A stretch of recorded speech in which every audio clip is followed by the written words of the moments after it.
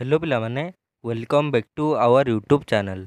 आज मु अष्टम श्रेणीर विज्ञान बहिर अणुजीव उपकारी और अपकारी क्वेश्चन आंसर डिस्कसन करी। तो चलो स्टार्ट करवा। एक नंबर क्वेश्चन, शून्य स्थान पूरण कर। क अणुजीव मानू आमे डैश सहायतार देखिपारू। आर आंसर लिखिब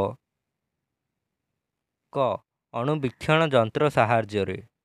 ख माटीर उर्वरता वृद्धि पाई नीलहरित शैवाल वायुमंडलरू सीधासलख डैश विबंधन करिथाए। आर आंसर लिखिब जबक्षारजान।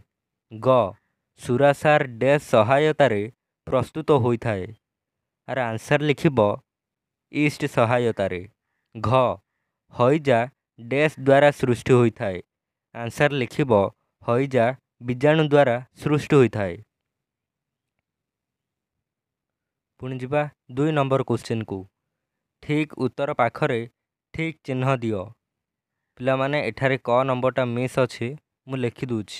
प्रश्न है कि कौन प्रस्तुत करने पाई ईस्ट दरकार होता है। ऑप्शन 1 चीनी, ऑप्शन 2 सुरासार, ऑप्शन 3 हाइड्रोक्लोरिक एसिड, ऑप्शन 4 अम्लजान। आ राइट आंसर होची ऑप्शन 2 सुरासार। पुणी जा ख नंबर क्वेश्चन को, निम्न प्रदत्त मध्यरु केउंटी जीवघ्न। 1 सोडियम बाइकार्बोनेट, 2 स्ट्रेप्टोमाइसिन, 3 सुरासार, 4 ईस्ट। आर करेक्ट आंसर होची ऑप्शन 2 स्ट्रेप्टोमाइसिन। ग नंबर, किए मलेरिया ज्वर उपजुथुबा आदि प्राणीर बाहक। 1 माई एनोफिलिस मशा, 2 असरपा, 3 माछी, 4 प्रजापति। आर करेक्ट आंसर होची ऑप्शन 1 माई एनोफिलिस मशा। घ नंबर, किए संक्रामक रोगर सबुठारु साधारण बाहक। 1 पिंपुड़ी, 2 माछी, 3 कंकी, 4 बुढ़ियाणी। आर करेक्ट आंसर होची ऑप्शन 2 माछी। व नंबर, पाउरुटी किंबा ईड पिठौ काहा द्वारा फुली थाए। 1 उत्ताप, 2 पेशिबा, 3 ईस्ट जीवकोशर वृद्धि, 4 घांटिबा। आर करेक्ट आंसर होची ऑप्शन 3 ईस्ट जीवकोशर वृद्धि।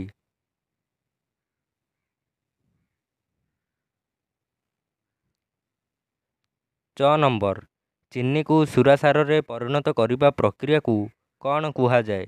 1 जबक्षारजान विबंधन, 2 संक्रमण, 3 किण्वन, 4 संचरण। आर करेक्ट आंसर होची ऑप्शन 3 किण्वन।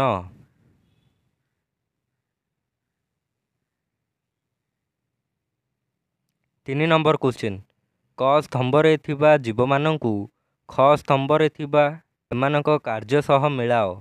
तो चलो मु एकाथरे आर राइट आंसर गुड़ाक देखई दूचे। एटी देखि पारुथबो।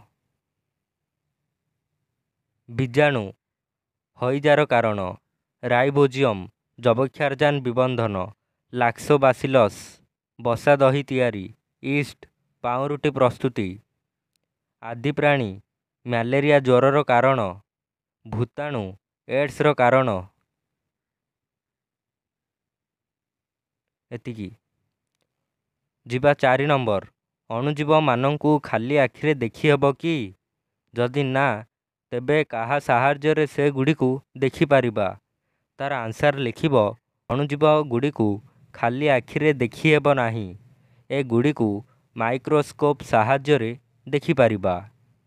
पुणी जीवा 5 नंबर, अणुजीव मानंकु अंतर्भुक्त करा जाइथिबा प्रधान श्रेणी गुड़िक कौन।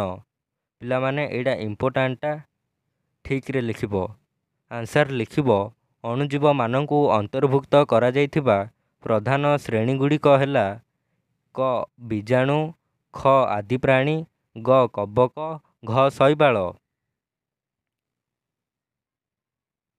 6 नंबर, माटीरे जबक्षारजान विबंधन करुथुबा अणुजीवर नाम लेख। आंसर लिखिब माटीरे जबक्षारजान विबंधन करुथुबा अणुजीव हेले केतेक निर्दिष्ट नीलहरित शैवाल एवं बीजाणु। 7 नंबर क्वेश्चन, ଆମ ପାଇଁ ଅଣୁଜୀବ ଗୁଡ଼ିକର ଉପକାରିତା ସମ୍ପର୍କରେ 10 ଧାଡ଼ି ଲେଖ। ଏଇଟା ବି ପିଲାମାନେ ଇମ୍ପୋର୍ଟାଣ୍ଟଟା 2017-18 କୋଶ୍ଚିନ୍ ପେପରରେ ଆସିଥିଲା। ତ ଆର ଆନ୍ସର୍ ଲେଖିବ, ପଏଣ୍ଟ ପଏଣ୍ଟ ଦେଇକି ଲେଖିବ ପିଲାମାନେ। 1. କ୍ଷୀରରୁ ଦହି, ଦହିରୁ ଛେନା ପ୍ରସ୍ତୁତି ଲାକ୍ଟୋବାସିଲସ୍ ନାମକ ବୀଜାଣୁ ଦ୍ୱାରା ସମ୍ଭବ ହୋଇଥାଏ। 2. ଇଷ୍ଟ ନାମକ ଅଣୁଜୀବ ପାଉଁରୁଟି ତିଆରିରେ ବ୍ୟବହାର କରାଯାଏ। 3.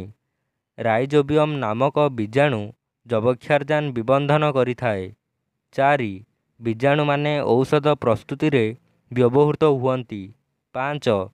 ପେନିସିଲିୟମ୍ ନାମକ ଏକ ପ୍ରକାର କବକରୁ ପେନିସିଲିୟନ୍ ଇଞ୍ଜେକ୍ସନ୍ ପ୍ରସ୍ତୁତ କରାଯାଇଥାଏ। 6.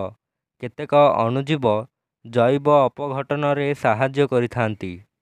7. ସୁରାସାର, ମଦ, ଏସିଟିକ୍ ଅମ୍ଳ ଆଦି ରାସାୟନିକ ପଦାର୍ଥ ପ୍ରସ୍ତୁତିରେ ଅଣୁଜୀବ ବ୍ୟବହାର କରାଯାଇଥାଏ। 8. ଗୃହପାଳିତ ପଶୁ ପକ୍ଷୀମାନଙ୍କୁ ରୋଗମୁକ୍ତ କରିବା ପାଇଁ ସେମାନଙ୍କ ଖାଦ୍ୟ ସହ ଖାଇବାକୁ ଯେଉଁ ଜୀବଘ୍ନ ଦିଆଯାଏ ତାହା କେତେକ ଅଣୁଜୀବରୁ ପ୍ରସ୍ତୁତ। ଚକୁଳି, ଇଡଲି, କେକ୍ ଆଦି ଖାଦ୍ୟ ପଦାର୍ଥ ପ୍ରସ୍ତୁତିରେ ଅଣୁଜୀବମାନଙ୍କର ବ୍ୟବହାର କରାଯାଇଥାଏ। 10. କେତେକ ରୋଗର ପ୍ରତିଷେଧକ ଟୀକା ଓ ପିଲାମାନଙ୍କୁ ଯେଉଁ ଟୀକା ଦିଆଯାଏ ସେ ସବୁକୁ ଟୀକା ଦୁର୍ବଳ ଓ ମୃତ ଅଣୁଜୀବରୁ ତିଆରି। ପୁଣି ଯିବା ଲାଷ୍ଟ କୋଶ୍ଚିନ୍ 8 ନମ୍ବର। ଜୀବଘ୍ନ କ'ଣ? ଏହାର ବ୍ୟବହାର ପାଇଁ କି ସତର୍କତା ନିଆଯାଇଥାଏ? ପିଲାମାନେ ଏଇଟା ମଧ୍ୟ ଇମ୍ପୋର୍ଟାଣ୍ଟ। ଦେଖ 2018-19 କୋଶ୍ଚିନ୍ ପେପରରେ ଆସିଥିଲା। ଆନ୍ସର୍ ଲେଖିବ, ଜୀବଘ୍ନ ବା ଆଣ୍ଟିବାୟୋଟିକ୍ ଅଣୁଜୀବରୁ ପ୍ରସ୍ତୁତ ହୋଇଥାଏ। ଏହାକୁ ସେବନ କଲେ ଶରୀରର ବୃଦ୍ଧି ପାଉଥିବା ରୋଗକାରକ ଅଣୁଜୀବମାନେ ମରିଯାଆନ୍ତି କିମ୍ବା ସେମାନଙ୍କ ବଂଶବୃଦ୍ଧି ପ୍ରତିହତ ହୋଇଥାଏ। ବିଭିନ୍ନ ରୋଗର ଚିକିତ୍ସକ ପାଇଁ ଏକ ନିର୍ଦ୍ଦିଷ୍ଟ ଅଣୁଜୀବର ବଂଶବୃଦ୍ଧି କରାଇ ସେଥିରୁ ଜୀବଘ୍ନ ପ୍ରସ୍ତୁତ କରାଯାଇଥାଏ। ଅଣୁଜୀବରୁ ପ୍ରସ୍ତୁତ ଷ୍ଟ୍ରେପ୍ଟୋମାଇସିନ୍, ଟେଟ୍ରାସାଇକ୍ଲିନ୍ ଏବଂ ଏରିଥ୍ରୋମାଇସିନ୍ ଭଳି କେତେକ ଜୀବଘ୍ନ ଅନେକ ରୋଗର ଉପଶମ ପାଇଁ ବ୍ୟବହାର କରାଯାଇଥାଏ। କେବଳ ଯୋଗ୍ୟ ଅନୁଭୂତି ସମ୍ପନ୍ନ ଡାକ୍ତରଙ୍କ ଆଦେଶ ଅନୁଯାୟୀ ଜୀବଘ୍ନ ବ୍ୟବହାର କରିବା ଉଚିତ। ଡାକ୍ତରଙ୍କ ପରାମର୍ଶ ମାନି ଏହା ସେବନ କରିବା ଆବଶ୍ୟକ। କମ୍, ବେଶୀ ବା ଭୁଲ ମାତ୍ରାରେ ଏହାକୁ ବ୍ୟବହାର କଲେ ଭବିଷ୍ୟତରେ ଏହା ଫଳପ୍ରଦ ହୋଇନଥାଏ। ଅନାବଶ୍ୟକ ଜୀବଘ୍ନ ବ୍ୟବହାର କଲେ ଏହା ଆମ ଶରୀରରେ ଥିବା ଉପକାରୀ ବୀଜାଣୁମାନଙ୍କୁ ମାରି ଦେଇଥାନ୍ତି। ପିଲାମାନେ ଏତିକି ହିଁ କୋଶ୍ଚିନ୍ ଥିଲା 8ଟି। ଯଦି ଭିଡ଼ିଓଟି ଭଲ ଲାଗେ ତାହେଲେ ଲାଇକ୍, ସେୟାର, ସବସ୍କ୍ରାଇବ୍ କରିବ। ରହୁଛି, ଧନ୍ୟବାଦ।